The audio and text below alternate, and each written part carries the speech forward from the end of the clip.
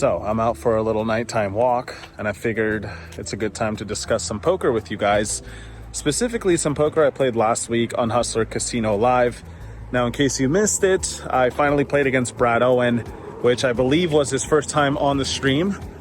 But I'm just gonna get this out of the way now. We did not play any hands together worth noting. I think he was just card dead all stream. I had the opposite problem where I played too many hands, so we're gonna talk about that. And I'm also gonna include a high stakes Friday from last week. I played Wednesday against Brad. I played Friday against some of the more regular HCL players. And both streams, for me at least, had a lot of hands going on. So, damn, it's dark out here. Well, you guys have seen my face enough, so I'm just gonna assume it's not a problem.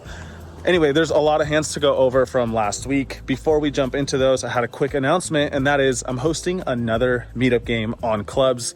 This one's a bit unique though. It's kind of special because I'm gonna run this deal with it where if you play at least 30 hands, you're entered into a 3,000 sweep coin free roll tournament a couple of days after. So the meetup game is on the 16th at this time. You can scan the QR and join and all that. If you play 30 hands, that's the only prerequisite, you're automatically going to get a ticket into the free roll, which is 2 days after on Saturday. And there's 3,000 in that prize pool. So sounds like a good deal to me. Hopefully I see some of you on there. This will all be streamed on my YouTube channel as well, so you have the opportunity to embarrass me in front of nearly 200,000 subscribers. So if that sounds like a good time, I'll see you on there. Also, before I forget, I'm going to Arizona. It's been a while since I've been there. Many of you have never even seen my Talking Stick vlogs because they're like 2 or 3 years old. But I'm going back to Talking Stick, which is the main property in Arizona, as far as I know. I've been invited to a private game at that casino. I think I'm playing that next week or something. So that's going to be a vlog too, and it should be a fun one. Make sure to stay tuned for the next vlog or maybe the one after. I'm not entirely sure when it will come out, but I'm looking forward to that. And if you haven't yet, go ahead and subscribe. We're almost at 200K, so you could help me reach that goal and be a part of it. Anyway, that's enough blabbering for right now. It's gone on way too long. Let's talk about some poker.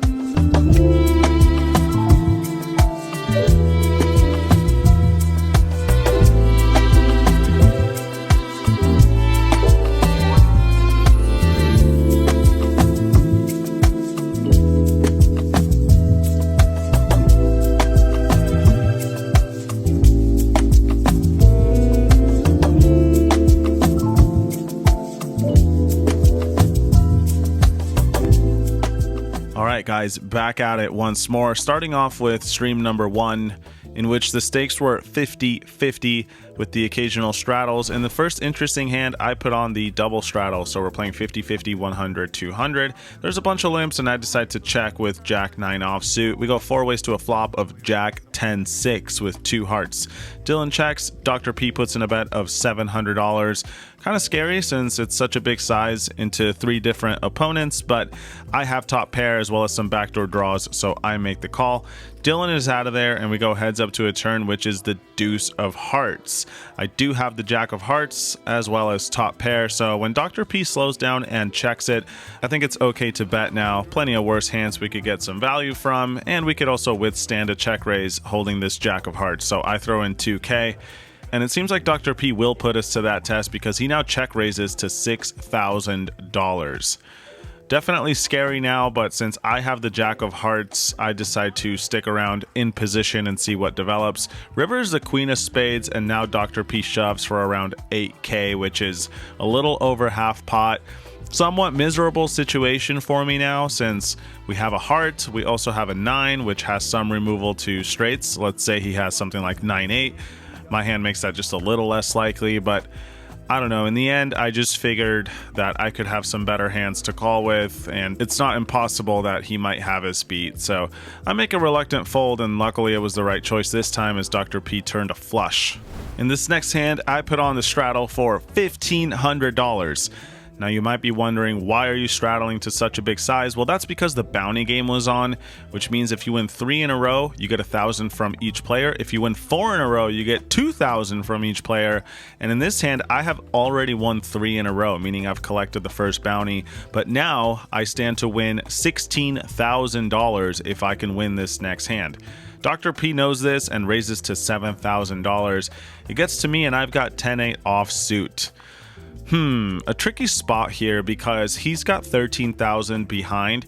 I don't think an all-in is going to get a fold from almost any hand at this point, so I kind of dismiss that immediately. Folding also doesn't seem great because we have to call 5,500 to effectively win his 7,000 plus the 16,000 of potential bounty money. So getting such a good price, I think the right play is actually to just call the 7,000 and then go with it if we actually hit something on the flop. So that's what I decide to do. I make the call and we go to a flop of King 8-7. We've got middle pair. Of course, I don't love the king out there, but my fate is effectively sealed now since I'm not going to fold middle pair. I decide to actually just lead out and go all in for 13K. Again, friendly reminder that Dr. P can't win too much in this hand, but I can win a whole lot more with the bounty game in play for me. Unfortunately for me, he's got king queen off and he actually did hit that king. I was hoping he had something like ace jack or, you know, ace 5 suited, something along those lines. Instead, he makes the snap call. We run it twice and can't improve on either board. So we end up losing a good chunk here, around $20,000, but I think it's okay because you got to risk it to get the biscuit sometimes. And there was quite a lot of biscuit for me to gain. Unfortunately, it's not going to happen this time, and we move on to this next one where I've got king queen myself. $100 straddle is on. I make it 300 to go. Got a couple of callers and we go multi-way to a flop of queen jack 7 rainbow. Pretty good, all things considered. So when it gets to me, I'm just going to keep betting. I throw out a green chip worth $1,000 and get called by just Dylan. Turn card looks pretty awesome. It's the queen of spades. We improved to 3 of a kind, and we should have the best 3 of a kind because if he had ace queen, he likely would have raised pre-flop. Maybe not always, but I think most times. So unless we're up against a full house, we kind of have the nuts. Dylan checks. I continue for $3,100, and I'm happy to see that Dylan sticks around once more. I think at least he's got a jack now, possibly even a queen if we're lucky. River card is beautiful. The 4 of clubs, an absolute brick. Should change nothing at all.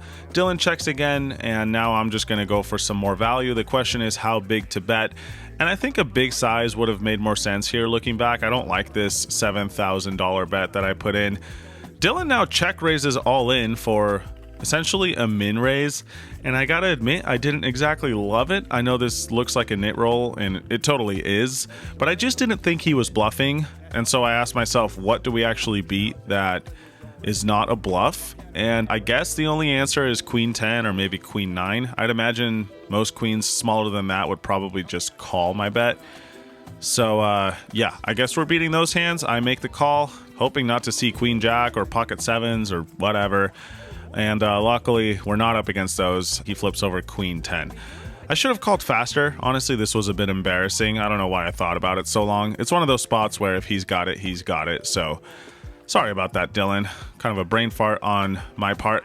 Moving right along, we're going to go to this next one where there's a raise to 300, a bunch of callers, and I look down at a premium in the big blind, 7 deuce offsuit.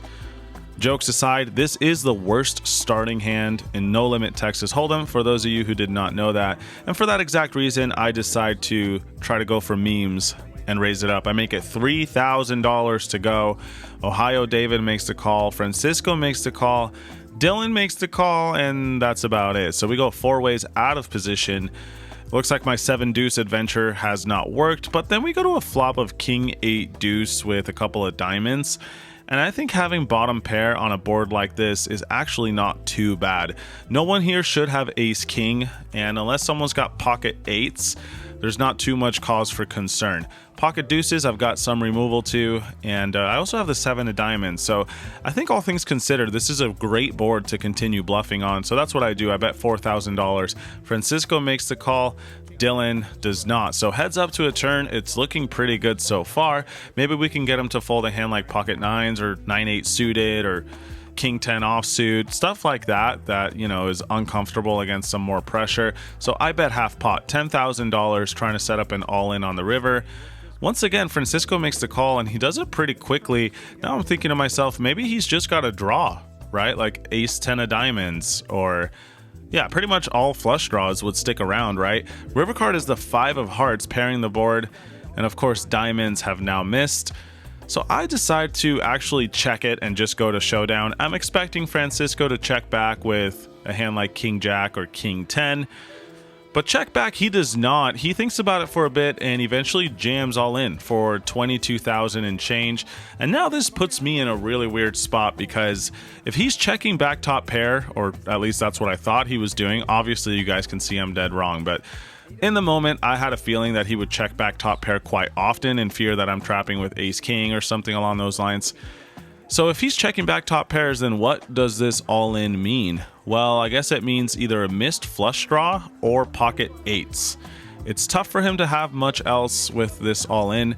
Again, let me reiterate that I'm obviously dead wrong, because he's just got king 9 and he's trying to own my soul. But in the moment I was thinking that this either meant a full house or a missed flush draw. So I take my time and weigh my options. On one hand, we're getting a really good price since he only bet half pot. We have to call 22,000 to win 63,000.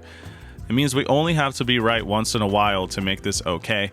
On the other hand, is he really bluffing that often? And I also have the 7 of diamonds, which is not the end of the world, but I would rather not have a diamond, right? So that he could have the missed flush draws.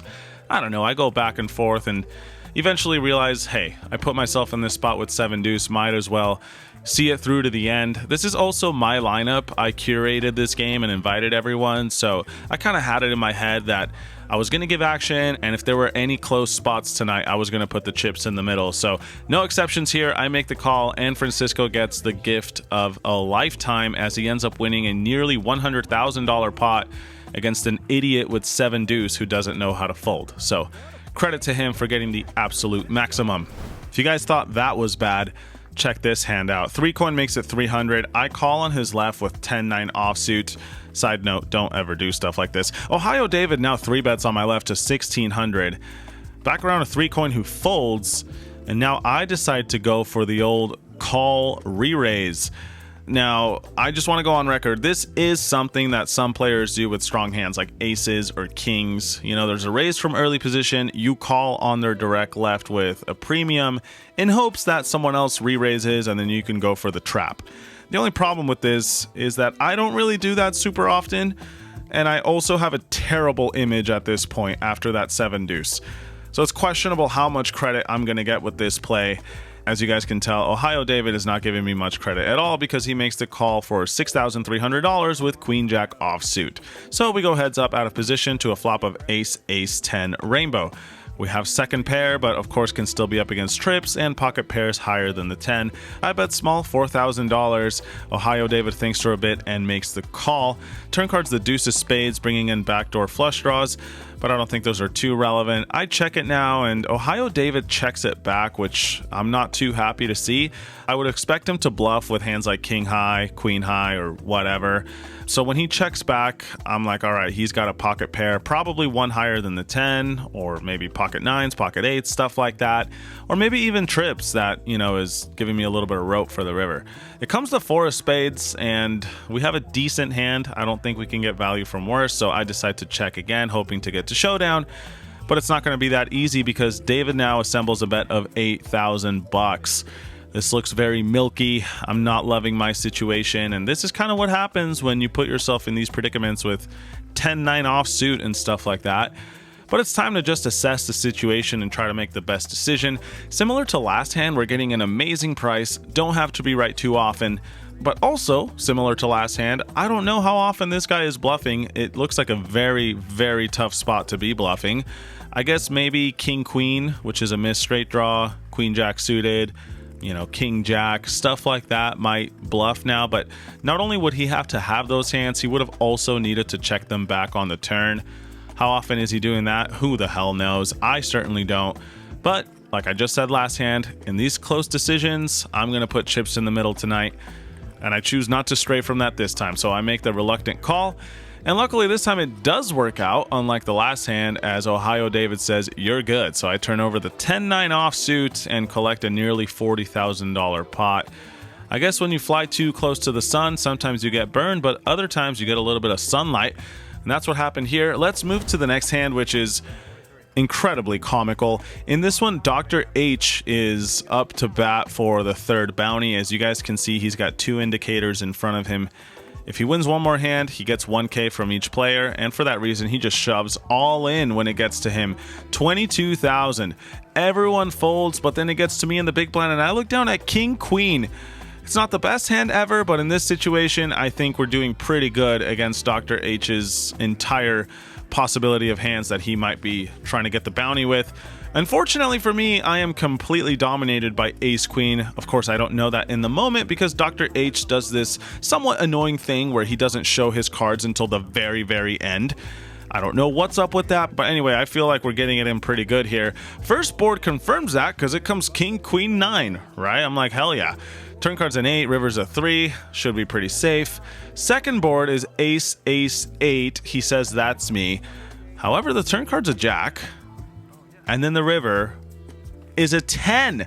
So we make Broadway on the second run and end up getting a disgusting suck out against Ace Queen. This is just comedy. Somehow he gets it in as like an 80% favorite and loses both boards. But I don't have much time to laugh because just the very next hand, I look down at a real one, pocket kings. This time it's Dr. H who's got King Queen. Long story short, we end up getting it all in for a total of 10K each. I guess he rebought for 10,000. So it's pretty funny that, you know, I get it all in with King Queen against him, trying to suck out, and then now he does the same against me. First board comes King High, I end up making a full house. That's gonna be me, sorry Dr. H. But the second board brings 2 queens. That has me drawing dead right away. And just like that, we end up not scooping this one. So I guess it would have been funnier if somehow he won both of these boards. But all in all, it was a pretty comical few minutes with us just beating each other with worse hands. And with that, we arrive at the last interesting hand of stream number 1, where there's a raise and then 3 coin puts in a small re-raise. I look down at Ace Queen and put in a re-raise of my own to $2,100. Back around to Randy, aka 3 coin. He makes the call and we see a miraculous flop of Queen, Queen, Deuce with a flush draw. Pretty damn good for Ace Queen. 3 coin checks and now I decide to continue betting, at which point 3 coin says, I've had enough of this, and jams all in for nearly $13,000. I show him the bad news right away and make the call. He's pretty pissed off that he actually ran into it. He's got ace jack, but he does have a heart, so there is some hope. Turn card brings exactly that. The 9 of hearts, so now we're sweating it a little bit because if he can find one more heart on the river, that's not the ace of hearts, we're gonna lose this hand, which would be pretty insane.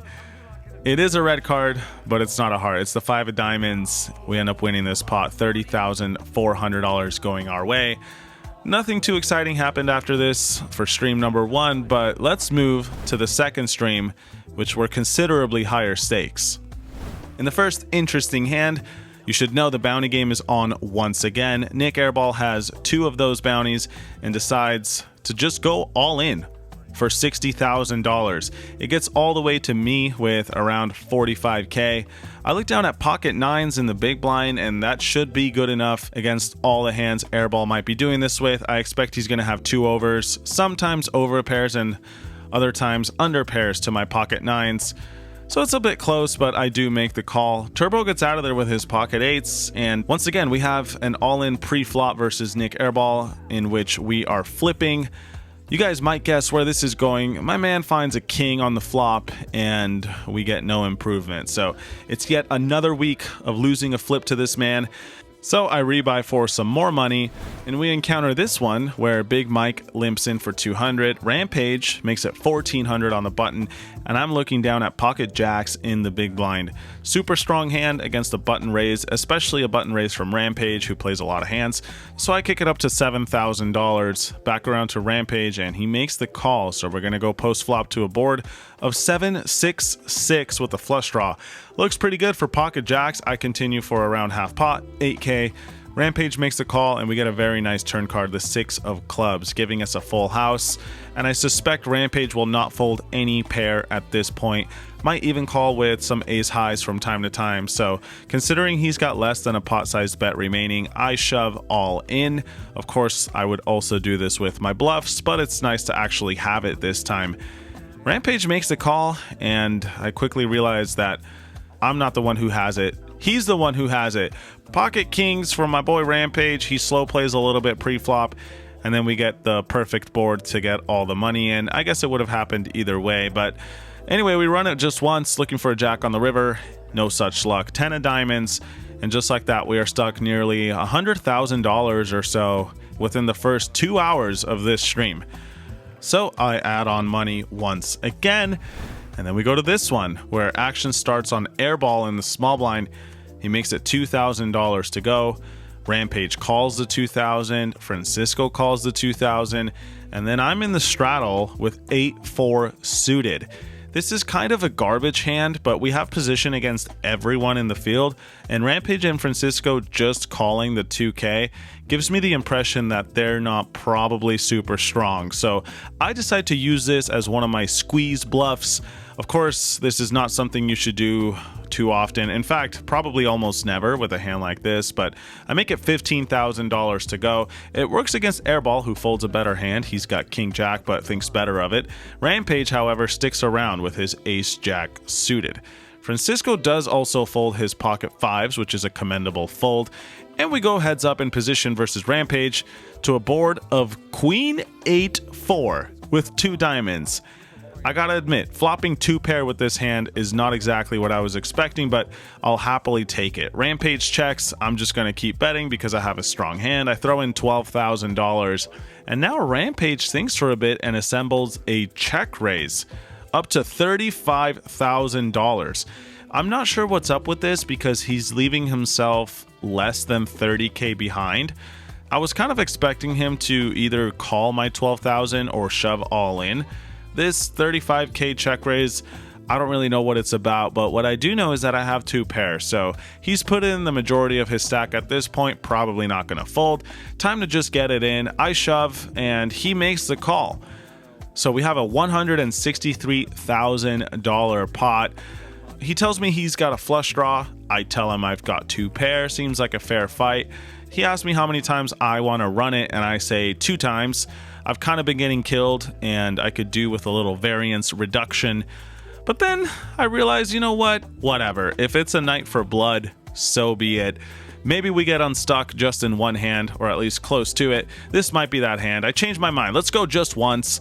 It doesn't really change anything long term. I saw a lot of comments saying that this is somehow an angle, or I don't know, it's to be frowned upon. I mean, I almost don't even want to address that, but come on, guys, let's use some common sense. Anyway, we run it just once, and unfortunately, he makes a flush on the turn. But I'm kidding. It's the 4 of diamonds, so he does make a flush. I make a full house, and that's going to seal the deal. River is the queen of hearts, so we get somewhat counterfeit. If he did have a queen, that would have been pretty brutal to somehow lose to that. But instead, we scoop this pot and are effectively up now $275 after buying in for 200K total tonight. And the next one, we will once again be battling versus Rampage. There's a raise from Mike to 500. Rampage makes it 1800 on the button. Francisco calls in the small blind, and I look down at Queen Jack suited in the big blind. Now this is similar to the pocket jacks hand where Rampage put in a big raise from the button. I think he's going to be doing this fairly wide. Now I'm clearly wrong. The first time he had kings, now he's got ace king. Looks like he's tightening up a little bit. But I think Queen Jack suited is a very nice candidate to go for the 4-bet with from time to time, especially with Francisco having called in the small blind. So that's what I do this time. I make it $8,800. Big Mike is out of there. Rampage, however, is not done with it. Obviously, he's got ace king. Instead of putting in another raise, though, he just calls, which I think makes sense. Ace king offsuit super deep is not the most exciting thing ever. Francisco is out of there, and we go heads up to a flop of 10-5-4 with 1 spade. Pretty dry board. I guess it is a little connected, but since it's a 4-bet pot, it's not too concerning. I've got 3 to a straight, 3 to a flush, and 2 overcards, and that's all the excuse I need to continue betting. Of course, I'd do this with all my strong stuff too, but this time it's just queen high. I bet half pot, $10,000. Rampage thinks for a little bit and makes the call, and we get a nice turn card to keep bluffing on. It's the 4 of diamonds. It goes without saying that if I had an overpair, I would continue betting, so that's what I decide to do with queen high. Hoping to get folds from smaller pocket pairs, maybe ace highs, stuff like that. I throw in $38,000. This is about how much I would bet if I had aces or kings or whatever. Why not do it with queen high? If nothing else, we remain unpredictable, right? Rampage makes the call again though, and now I'm really not enjoying it because we have absolutely nothing and we're getting called in position in a pot that's already ballooned to $116,000. It would be nice to hit a queen or a jack on the river, but instead it comes the 6 of spades, which is another brick, and I think at this point it's going to come down to a game of chicken. I don't expect him to have a super strong hand unless he's got exactly pocket aces or pocket kings that trapped pre-flop, or pocket tens, but he could have a bunch of other stuff like pocket nines, he could have ace 5 suited, he could just have 6-5 suited. Even that hand is probably not thrilled facing another bet. You know, there's a lot of stuff. Ace king, not that I really expected him to have that super often, but that's another hand that's going to hate another bet. So I think it's time to put the pedal to the metal. There are some instances where giving up I think makes sense, but this is not one of them. So I assemble another bet. $60,000, pretty much asking myself how much would I bet if I had a value hand. So this is the size that I opt for. We don't get snap called, which looks like good news, but he also doesn't snap fold, and now the stress begins because Rampage thinks about this one for a while. He goes back and forth, not really knowing what to do. And I don't blame him with ace king. I guess sometimes curiosity kills the cat. Of course, this wouldn't be one of those times because ace king is actually good, but it's just a difficult call to make. And I think in the end he realizes that because he ends up letting it go. So not the most heroic thing ever, getting a fold from ace high, but of course it still took a little bit of reckless bravery. And luckily this time that worked out. In this next one, there's a limp from Francisco. I raise it up on the button with 10-8 of spades. I make it $500 to go. Big Mike calls in the big blind, and Francisco calls as well. So we go 3 ways to a board, which is an absolute chef's kiss of a flop. 10-8 deuce. Flopping top 2 on a pretty innocent looking board. Mike checks, Francisco checks. I throw in a bet of 1,000. Big Mike folds, and now Francisco check raises to $4,000. Now we have the opportunity to make a very rare 3-bet on the flop. Of course, just calling a position is fine, but on a board like this, considering how deep we are, I like to try to get as many chips in the middle with strong hands, so I make it 11,000 to go. Francisco makes the call, and we see the 3 of clubs on the turn. He checks, and now I throw in a bet of 18,000, trying to set up an all-in on the river. Francisco now thinks for a bit and ends up making a crazy good fold with top pair, top kicker. I don't know how he let this one go. I gotta admit, if I were in his shoes, I would probably just lose all my money, assuming the river comes clean. But my man Francisco just has too much experience for that and lets it go, so we kind of get owned here despite winning the pot. In this next one, Rampage is up for the bounty. He's got 2 hands, meaning he needs to win this next one. He's got 4 deuce off and limps in on the button. A bunch of other people limp, and we go multi-way to a flop of Jack 10-5. I have top pair, which looks pretty good, but I decide to check it and let Rampage start bluffing if that's what he wants to do. And that's exactly what happens. He bets 1,500 on the button. Only I make the call, so I am the last player remaining to play some defense for all my table mates. Turn card is the ace of hearts, which is kind of a blank. King queen gets there and ace highs improve, but both of those holdings he would have raised pre-flop with 2 bounty buttons in front of him, so I'm not too worried about it. I check, and now he bets 8,000 into 4K. That's double the pot size. Getting a little uncomfortable now. Maybe he does have something like ace deuce off, maybe he's got 10-5 off, maybe he's got jack 5, maybe he's got pocket 5s. Who the hell knows? I sure don't, but I know that I'm not going to fold just yet, so I make the call once more. River is another ace, and the pot's almost 20,000. Let's just call it 20K. I check again, and now Rampage bets $55,000. That's right, 55K into 20. An absurd bet. But I gotta admit, the man is fearless. I mean, what if I had an ace? What if I had king queen? What if I have jack 10? I'm probably gonna call with that hand. What if I had pocket 5s, right? I guess what he's hoping is that I have something exactly like this, just a middling jack, and it's impossible for me to hang on for that big of a bet. Looking back, when I can see the cards, you know, it's a little bit easier, but in the moment I thought maybe he was just going for some greedy value with trip aces or something stronger than jack 9 offsuit, and he was hoping that I would pay him since he has absolutely no credibility with those 2 bounty buttons in front of him. Yeah, I don't know. I think it's just way too much for me to call with a hand like this, so I let it go and tip my cap to the man. If he's got a bluff, congratulations, Rampage, you earned it. And he sure does. I fold my jack 9, he flips over the 4 deuce off, and we all have to pay him $1,000. He definitely worked for that one, so props to him. And with that, we arrive at the last interesting hand of tonight. In this one, I've got pocket 4s. There's a raise from airball to 1,000, a couple of callers, including myself, and we go multi-way to a flop of 8-6-4. Bottom set on a draw heavy board. Francisco checks, and considering that I defended from the final blind, aka the straddle, I think this is a nice board texture to lead out on. It's generally going to favor the blind more than the pre-flop raiser.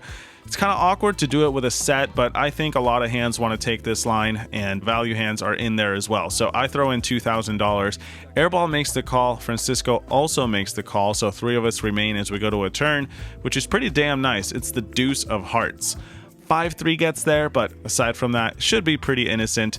Francisco checks, and now I continue with a bet of $3,500. Being out of position to the original raiser and multi-way, I don't want to use a huge sizing here. So I throw in the 3,500, airball makes the call again, and now Francisco puts in a pretty interesting check raise, but it's not a very big one. He makes it 9,500. Back to me now, and what do we want to do? If I call, it might give airball a price to continue. If I raise, it might shut out some potential bluffs that Francisco might have, and we might even just be up against something better, like pocket 6s or 7-5, which would be the nuts on the flop, and you know, it's slow plays until now. So I decide to just call. My hand is plenty strong, and we can also improve. I don't really mind keeping airball in this one, so I make the call. Airball, however, thinks better of it and finally folds his middle pair. So we go heads up to a river, which is the 9 of hearts. Francisco thinks for a bit and checks.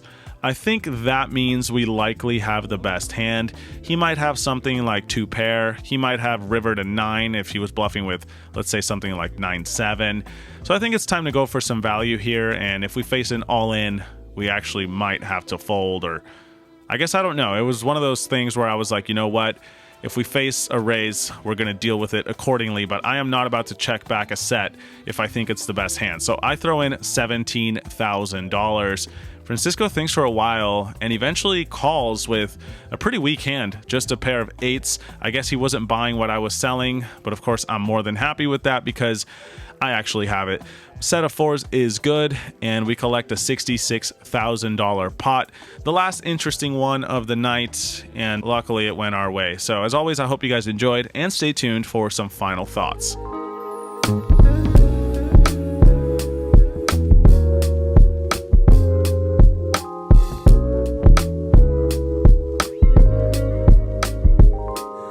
Yeah, so like I said, a lot of crazy hands on today's vlog, but I almost feel like that's just becoming the norm on Fridays at Hustler. Anything but standard poker is what we play.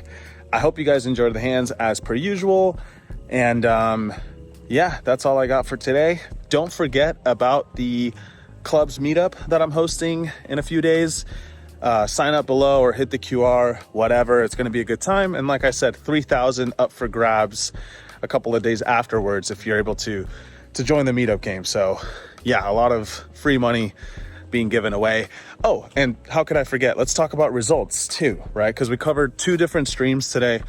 On the first one, things did not go very well. I ended up playing 57% of hands dealt to me. That's usually not the best idea if you want to win money.